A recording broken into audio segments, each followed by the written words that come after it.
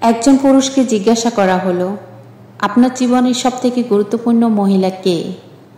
সে হালকা হেসে বলল, আমার স্ত্রী। অপরজন আশ্চর্য হয়ে বলল, সবাই তো মা বলছে। সে বলল, হ্যাঁ, অনেকেই মা বলতে পারে।